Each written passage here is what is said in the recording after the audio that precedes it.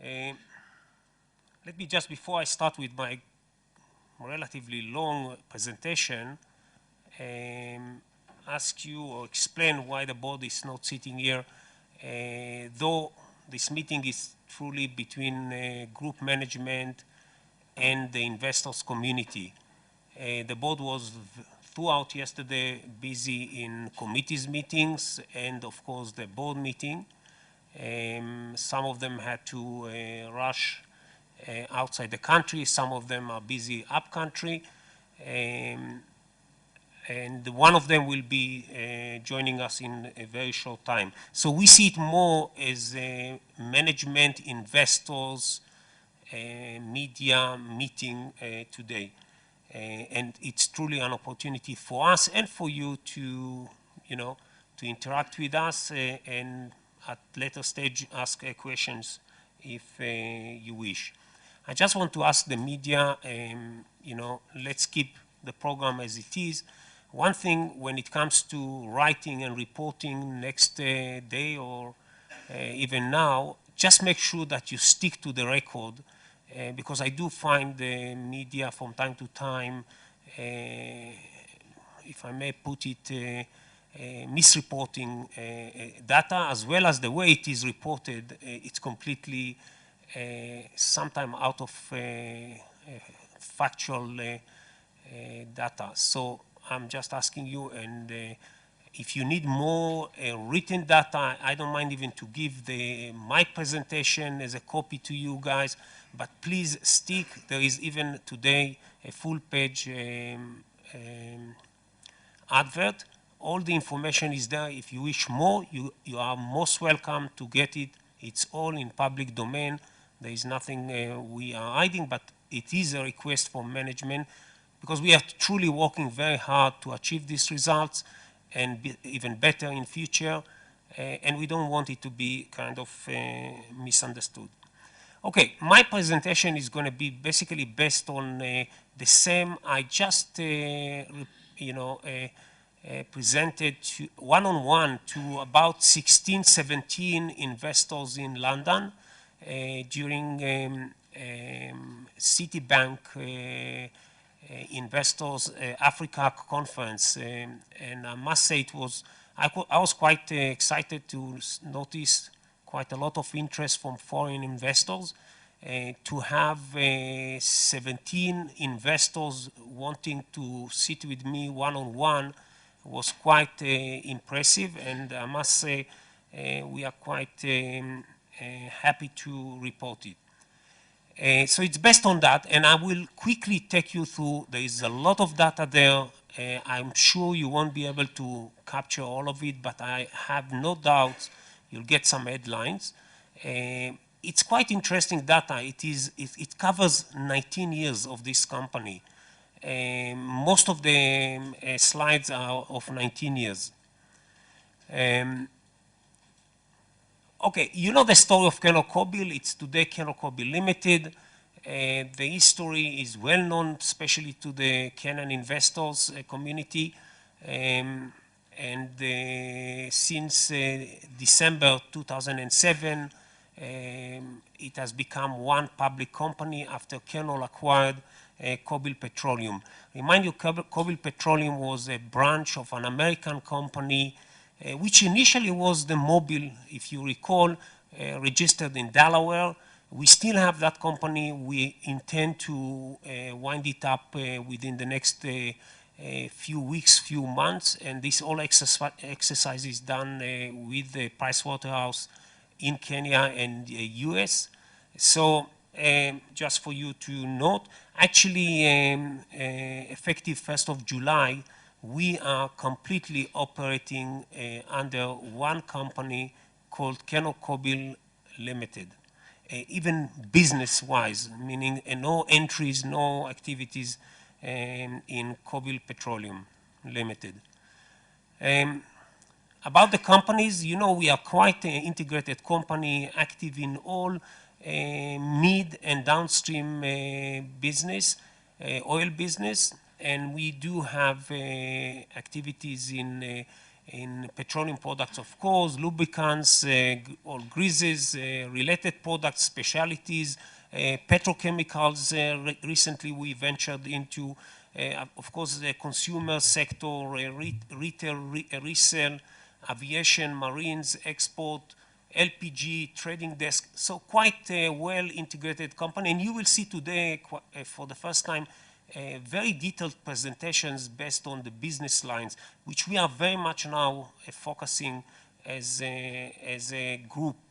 And this data that you will see is based on the whole group business line performance.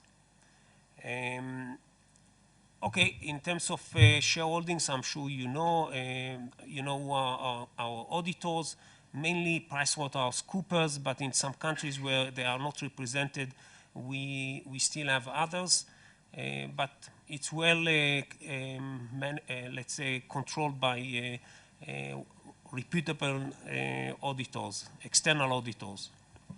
The board of directors, you know well. Mr. Oyatsi, I'm sure you are well aware of him. He's a Kenyan lawyer, well known. Mr. Terry Davidson, needless to say, banker, ex-Citibank Africa manager. Mr. James Mathenge, oil men. We all wish to believe that we are oil men, and we are all really oil men across the group. He is ex-Chevron. He used to run the regional, Caltech's regional office. Mr. Per Jacobson, who will be joining us at later stage, is a Swedish. He used to work for us in the old days, and he's very much now in the property development business in Europe. Mr. Daniel Donier, I'm sure you all know, ex-Deloitte and Touche, an auditor. So quite. And of course, we have Ms. Pat Lai, the group finance director, and me as the chairman and the group MD. Quite professional board, and I would say with vast experience across the issues we deal with. We have a well-established board committees, audit committees, remuneration committee, nomination committee. Actually, yesterday, for the first time, we formed a new committee, and I may report it to you. It's a board committee, investment committee, focusing on all sorts of investment activities. And I can tell you, yesterday, we spent a lot of time on some potential investments in Africa. I won't say where, but the board is very busy in assessing our acquisition and investment across Central, Eastern, Southern Africa. And I say it clearly, we are not looking at West Africa at this stage. This is within the board mandate to focus on Central, Eastern, Southern Africa. And in that respect, Ethiopia we consider as East Africa. Vision, you know very well, and we truly believe we are heading there to become a major player in Africa. We are very much regional player, I may say even regional leader. Needless to say, we are well known as the biggest African player in Central, Eastern, and Southern Africa. The business lines, you will see it. I don't want to repeat it. You will see it in my presentation and Pat's presentation.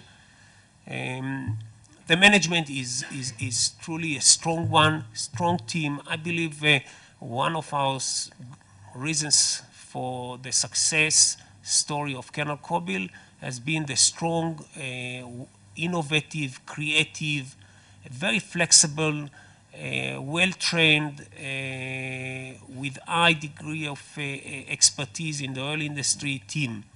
And it's not one team. It is the group management team, and every country has got its own management team. Across the group, I would say we have a very strong team. I would say mainly based on Kenyans, though we have other from other nationalities. We have Ugandan in the team. We have Rwandese. We have Zambians. So it's quite a diverse management team across the group. And you know, we focus a lot on human resource development. I think this is what this is the key for the future growth and development of this group. Okay, in subsidiaries and investment, you know, the only country where we operate the two brands is Kenya. Take note of it. The only country is Kenya where we have two brands. Not that we like it very much. We know very well that from marketing point of view and branding point of view, it's better to have a unified brand. But I don't want to go to the history. You know very well when we got the Anti-Monopoly Commission approval for the acquisition of Kobil by Kenol, one of the conditions or kind of understanding between us and the Ministry of Finance Anti-Monopoly Commission was that we leave in Kenya the two brands.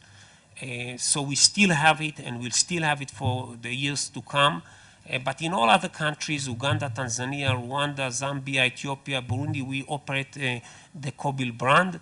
Zimbabwe, we yet don't have outlets, but you know the story of the agreement we had with the Engen on the BP and Shell assets. But we opened, meantime, a trading office, which has been very active recently, mainly using the Beira port, and I'll talk about it at later stage. Social responsibilities, I would quickly, I mean, you can go through it, but you know, and we don't think that it is not important. It is very important. We are trying to do our best, and this is only in Kenya, but we have many others in many other activities in other countries. Quickly, I'll go through the retail network with you, and it's quite interesting to see. This group has got, as of now, over 400 service stations. That's a sizable number of service stations, okay? And I want you to take note of it, and we have plans to expand it, and we believe by 2012 we'll have 413 stations. This is all from, I mean, the growth from 400 to 413 would be, it's based on the organic growth. I'm not even including acquisitions, potential acquisitions, and there will be, I can tell you. But take note of what we have. We have in Kobil in Kenya 89 stations, Kenol 67, and then we have in Uganda 64, 27 in Tanzania, and you can see the numbers in will be in 2012.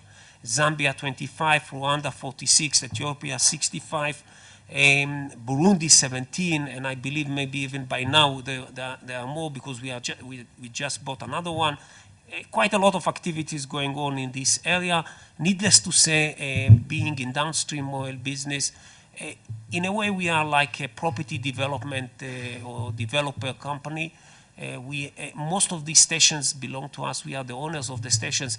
It's a very heavy assets-based company, and we intend to continue focusing on it and developing it more because we truly believe in the African story in the area of property appreciation or assets of appreciation over time, and we just, you know very well, 1.5 years ago, and I always give it as an example to investors. 1.5 years ago, we sold one asset here on Konyange Street. It's not a secret, we sold it at $6.2 million US.